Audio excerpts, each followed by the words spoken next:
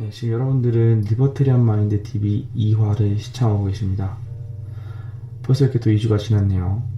2주가 지난 만큼 머리도 많이 기른 것 같고, 옷도 짧은 팔에서, 반팔에서 긴 팔로 이렇게 갈아입게 됐어요.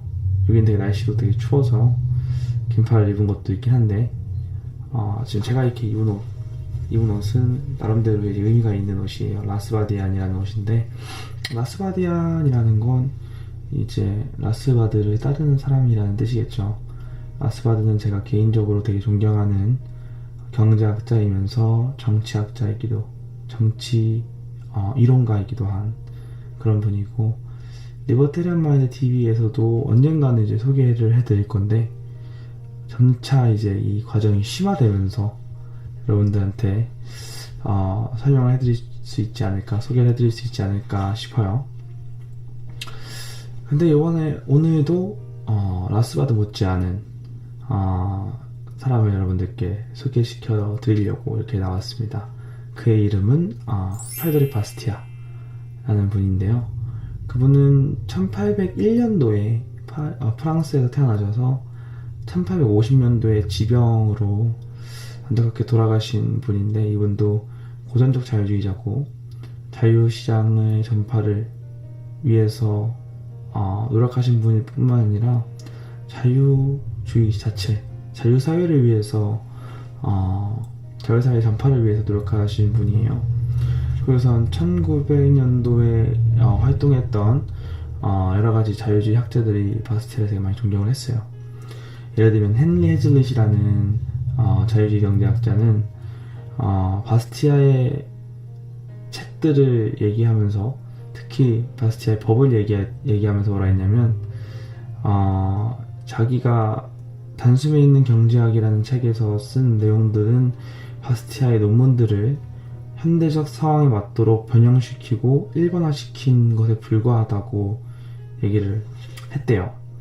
그리고선 이제 어스트리안 학파이면서 노벨 경제학상을 받은 프리드리히 하이에크 같은 경우는 바스티아를 천재적 경제 평론가라고까지 극찬을 아주 했을 정도고, 이제 하이에크에 의하면 저술 기간은 5년에 불과하고 이론적인 작업은 몇 달에 불과한데도 불구하고, 정말로 그 당시에 생각하기 힘들었던, 그 당시 정말로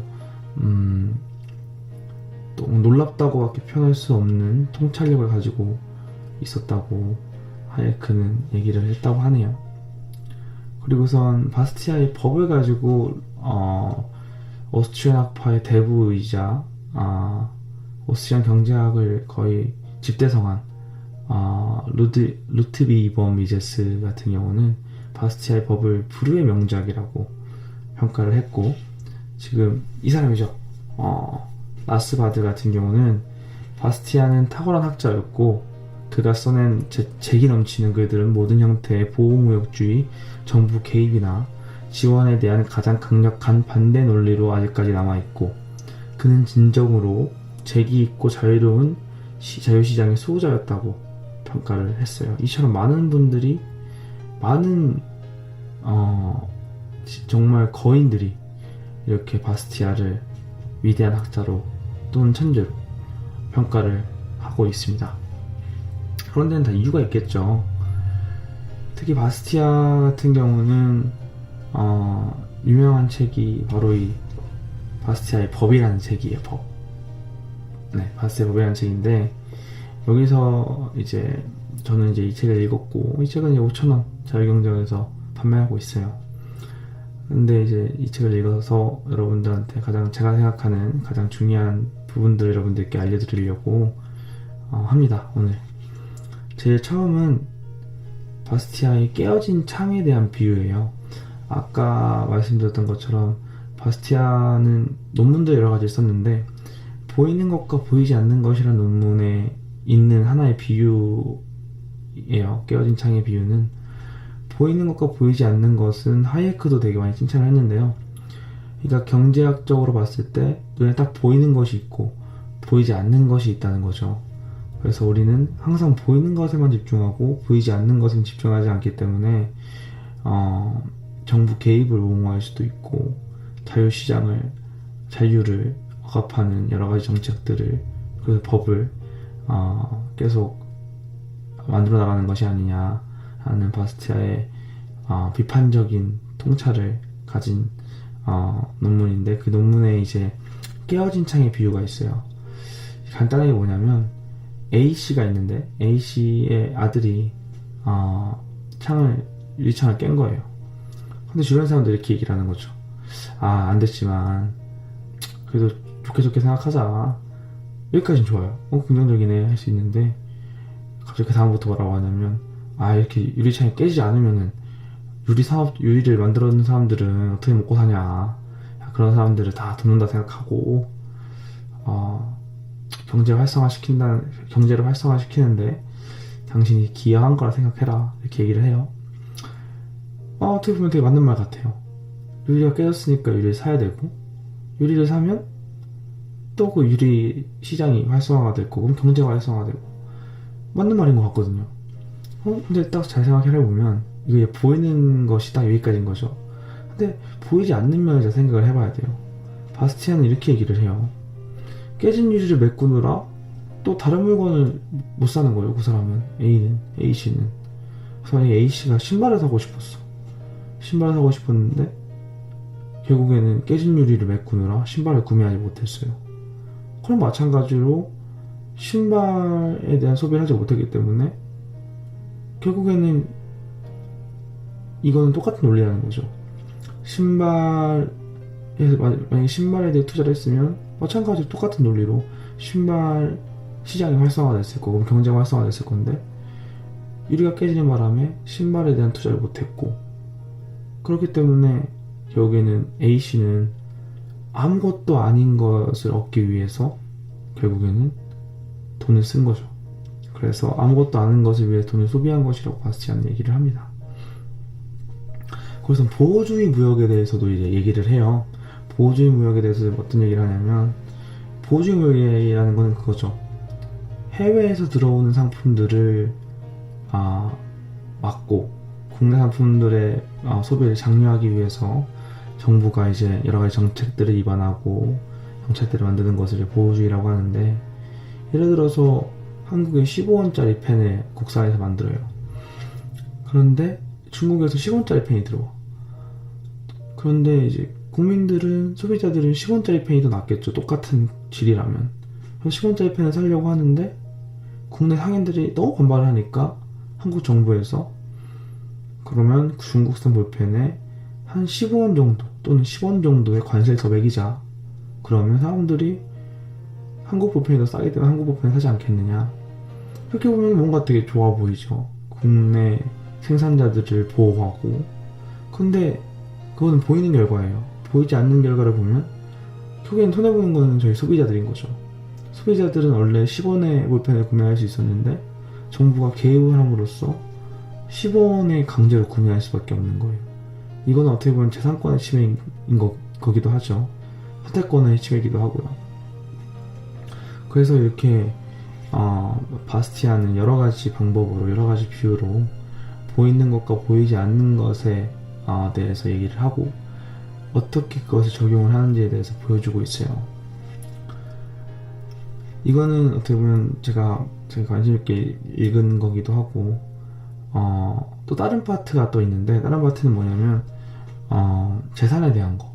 바스티아는 재산에 대해서 이제 정의를 하는데, 거기서 재산에 대해서 어떻게 정의를 하냐면 노동자가 그 노동을 이용해서 창조한 가치에 대한 권리라고 얘기를 해요.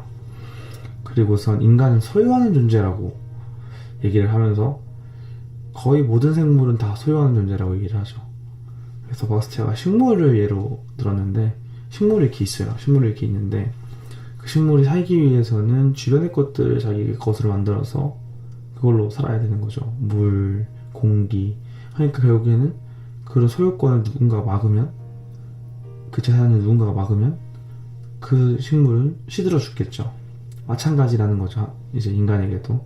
인간은 살기 위해서 소유하고 그리고선 그런 것들을 이용해서 살아가는데, 만약 그런 것을 강제로 막는다면 인간들은 죽어나갈 수밖에 없다 라고 얘기하는 게 프레데릭 바스티아고, 그렇기 때문에 이제 바스티아의 엄청 유명한 명언이 나오죠. 바스티아는 이렇게 얘기를 했어요. 법이 있기 때문에 재산이 있는 것이 아니라 재산이 있기 때문에 법이 있다. 그러니까 재산이라는 것은 법이 생기기도 훨씬 더 이전에부터 존재했던 개념이라는 거죠. 그래서 법은 그냥 그 재산들을 보호하기 위해서 만들어진 것이라고 하죠. 하지만 바스티아는 또 여기서 더 중요한 얘기를 해요. 원래 법은 재산을 보호하기 위해서 만들어졌는데 시대가 가면서 이제 뭐 요즘은 실증법이라고 하는데 여러 가지 법들이 많이 생기면서 오히려 그 법들이 재산을 지키는 게 아니라 오히려 재산을 침해하고 재산을 침해한 것에 대한 반발을 할 경우에는 그것을 오히려 범죄라고 하는 상황까지 이르렀다. 그래서 그것을 약탈의 법이라고 해요. 바스티아는. 그럼 약탈을 또 이제 정의를 하겠죠. 약탈이 뭐냐? 약탈은 재산이 소유자의 동의 없이 그 재산을 창조하지 않은 사람에게로 이전되어 가는 것이라고 바스티아는 약탈을 정의를 합니다. 그럼 합법적인 약탈, 법의 약탈, 약탈의 법은 뭐냐? 만약에 법이 누군가로부터 그 재산을 빼앗아서 다른 사람에게 준다면 그것은 약탈이다. 약탈의 법이다. 라고 얘기를 해요. 그럼 그게 뭐가 있을까요? 현대 시대에. 정부의 복지, 당연히 복지가 그 중에 하나겠죠. 왜냐? 복지는 빈자에게 가장 많은 혜택을 주겠죠. 부유층들에게는 적은 혜택을 줄 거예요. 물론 가난한 사람에게 그런 덕을 베푸는 것은 정말 좋은 행위지만 그 정책이 됐을 경우에는 어떻게 이루어지냐? 저 같은 사람, 다른 사람들, 굳이 복지가 필요 없는 사람들에 대해서 돈을 많이 걷어가요. 많이 걷어서 그 사람들의 돈을 가지고 가난한 사람을 돕는 거죠. 근데 중요한 건 우리가 동의를 다 했느냐는 거죠. 동의를 안 했어요. 동의를 안 했는데도 그냥 정부가 세율을 올리면 그 세율을 올린 대로 저희는 내야 되는 거예요. 그렇기 때문에 이것은 바스티아가 정의한 약탈의 기준에 딱 들어가는 거죠. 기준에 맞는 행위인 거죠. 그 외에도 정부의 온갖 쓸데없는 지출, 이것도 어떻게 보면 합법적인 약탈일 수 있고 약탈의 법인 거죠. 약탈의 법, 약탈의 정책일 수밖에 없는 거라는 거예요. 그래서 바스티아는 마지막에 이렇게 얘기를 해요. 사회주의자들이 사람들을 자유롭게 하는 법과 강제적으로 정의를 구현하는 법은 공존할 수 있다고 얘기를 한다고 하지만 바스티아는 그럴 수 없다고 얘기를 해요. 왜 그러냐? 사람을 자유롭게 하는 법이 자유롭게 하려면 강제가 있을 수는 없거든요. 근데 어떻게 강제로 정의를 구현하면서 자유를 보장할 수 있냐? 이건 말도 안 되는 거다. 그래서 후자는 전자를 파괴할 수밖에 없는 거다라고 얘기를 하는 거죠. 그래서 만약 강제로 정의를 구현하려면 자유를 억압해야 되는 거고, 사실 바스티아나 저희 자유주의자 같은 경우는 사람들을 자유롭게 하는 것이야말로 정의 자체라는 거죠. 사람들이 내 재산과 내 생명과 내 인생을 침해하지 않는 선에서 행동하는 것을 그대로 허용하는 것, 그것이 바로 자유고 그것이 바로 정의고 그것이 가장 합당한 사회라는 거죠. 바스티아는 아마 여기에 동의할 거예요. 그래서 이제 바스티아의 법은 이렇게 가장 중요한 포인트들이 있다고 저는 생각을 하고, 제 주관적인 거니까 아마 여러분들도 다르게 생각하실 수 있을 거예요.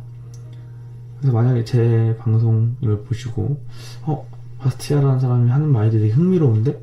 라고 생각을 하시게 되면 당장 바로 바스티아의 법을 구매하시거나, 이번에 새로 나온 바스티아의 국가는 허구다라는 책이 나왔는데 그거 똑같은 내용인데 이제 프랑스 원어를 그대로 번역을 했다고 하더라고요. 그래서 그거에 좀 더 디테일한 내용들이 있을 수도 있고, 그래서 국가는 허구다와 법은 거의 비슷한 내용을 가지고 다루고 있으니까 만약에 제가 이번에 여러분들께 알려드린 내용이 꽤 흥미롭다 생각하시면 바스티아의 법이나 국가는 허구다를 구매하셔서 꼭 읽어보시는 것도 좋을 것 같습니다. 오늘 저희 리버테리안 마인드 TV가 준비한 건 여기까지예요. 다음에는 책을 리뷰할지 아니면 현재 있는 정치적인 사건들을 자유주의적 관점으로 바라볼지 아직은 몰라요. 하지만 여러분들께 최대한 유익한 컨텐츠를 가지고 돌아오도록 하겠습니다. 네, 이것으로 이화는 끝이고요. 또 2주 후에 엄청 빨리 갈 거예요. 시간 정말 엄청 빨리 가더라고요. 2주 후에 또 찾아뵙도록 할게요.